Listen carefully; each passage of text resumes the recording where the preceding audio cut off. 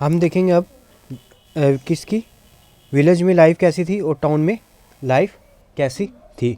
ये कहता है जैसे किंगडम में इस्टेब्लिश हुए, ठीक है, तो एग्रीकल्चर और ट्रेड में क्या हुआ, वो हुआ इंक्रीज़ हुआ, ठीक है, बदलाव नहीं हुआ, इंक्रीज़ हुआ, ठीक है। इंटरनल और ओवरसी ट्रेड भी क्या हो गए, ओपन हो गए, यानी कि इंडिया किसके साथ ट्रेड करने लगा, आउटसाइड वर्ल्ड के साथ करने लगा। ये हमारे पास रोमन के क्या हैं, रोमन के हमारे पास आर्टिफैक्ट मिले हैं, इससे पता लगता है कि हमारा ट्रेड किसके साथ हो रहा था, रोमन एम्पायर के साथ हो रहा था। दिस पीरियड सा the development of numerous art and craft. इस पीरियड में क्या हुआ कि बहुत सारे आर्ट और क्राफ्ट भी क्रिएट हुए।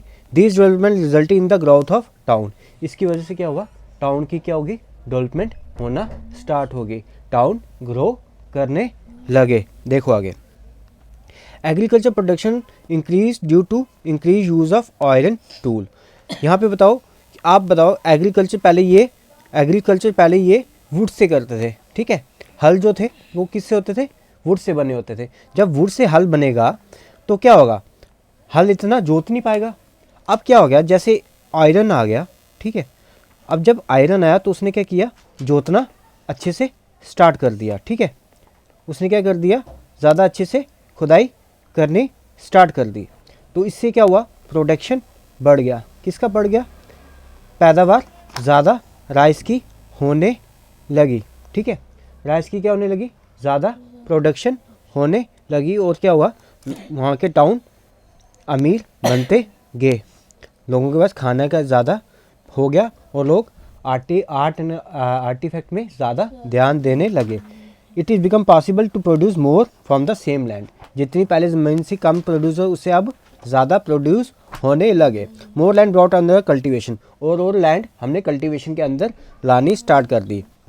आयरन टूल जैसे एक्स, उसने क्या कर दिया, जंगलों के काटे, तो वहाँ पे हमारे पास और भी लैंड आ गई, और भी प्रोडक्शन हुई, और भी हमारी सिटी एक्सपैंड हुई। यूज टू प्रोड्यूस क्रॉप, ये हम क्रॉप प्रोड्यूस करने के लिए हम ये यूज़ करने लगे। Certain region where the soil are hard and need deep ploughing, the iron plough shall made it possible to produce more such type of soil. तो क्या हुआ कि क्या था, कहीं की रीजन में सॉइल बड़ी सख्त थी, सॉइल इतनी ज़्यादा हार्ड थी, उसमें हम वुडन वाला जो हमारा हल था वो नहीं चला पाते। लेकिन जब हमारे पास आयरन आ गया तो हम उसको भी क्या करने लगे, जोतने लगे, तो उसका भी हमारे पास प्रोडक्शन आने लगा। The king of the period also encourage the building of irrigation work, dug wells, tanks, canal.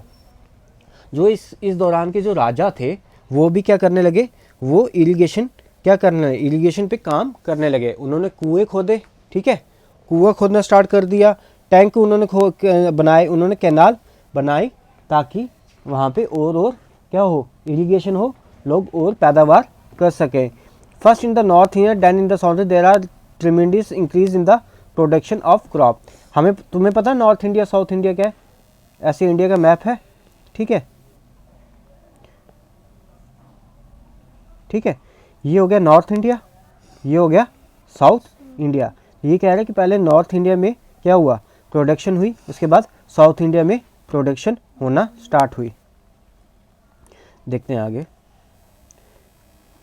अब हम देखेंगे कि क्राफ्ट का कैसे ग्राउथ हुआ।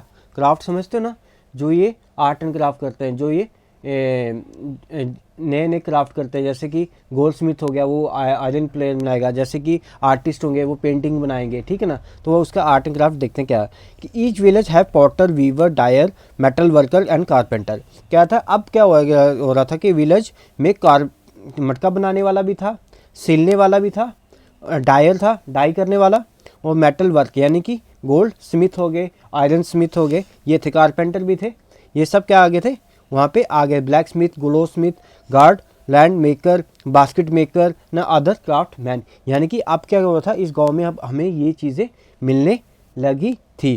गोल्ड स्मिथ सुनहार, आयरन स्मिथ लोहे के काम करने वाला, फूल बनाने वाला, बास्केट बनाने वाला, टोकरी बनाने वाला, ये सब आर्ट एंड क्राफ्ट हमें अब विलेज में मिलने लगे थे। Later when the town develop the some craft man migrated to the town.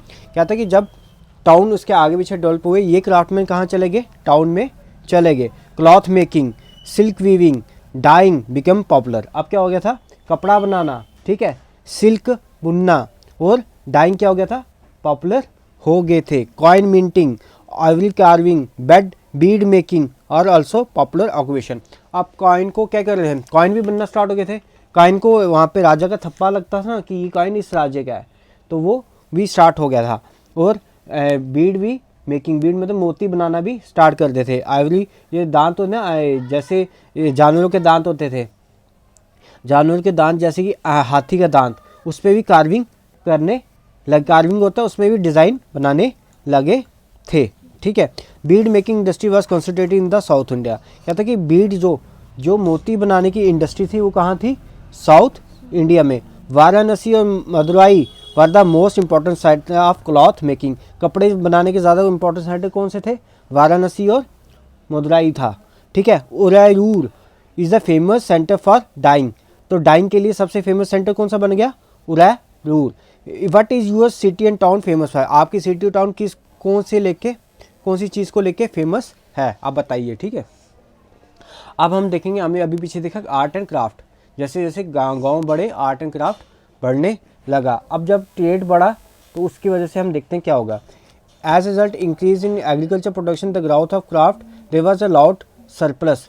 तो क्या हुआ, जैसे एग्रीकल्चर प्रोडक्शन इंक्रीज हुआ तो क्या हुआ, क्राफ्ट भी इंक्रीज करने लगा और ज़्यादा सरप्लस होने लगा। Village supplied these good to the town.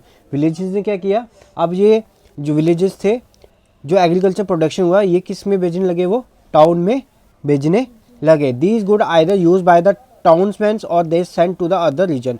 या तो जहाँ पे टाउन में बेचते थे, कैसे एग्रीकल्चर बेचते थे और क्राफ्ट बेचते थे, या तो टाउनमैन खुद यूज़ करते थे या कहीं और बेच देते थे। This led to the trade. इसकी वजह से क्या हुआ, ट्रेड बन गया। Merchant and trader participate in both and external internal trade. यहाँ कौन कर रहा था, यहाँ पे मर्चेंट और ट्रेडर बोथ अंदर वाला और बाहर वालों के साथ ट्रेड कर रहे थे।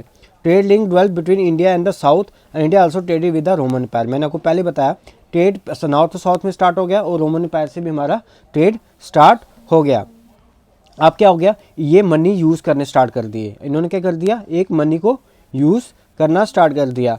आर्कोलॉजिस्ट ने बहुत ज़्यादा अनअर्थ किए, यानी कि ज़मीन से खोदे हैं कॉइन जो उस पीरियड में क्या कर रहे थे, रहते थे। आजकल हम आप 1 रुपया देखते हैं ना, 1 रुपया ऐसा बनना होता है, ऐसे ऐसे बनना होता है ना 1 रुपया, है ना।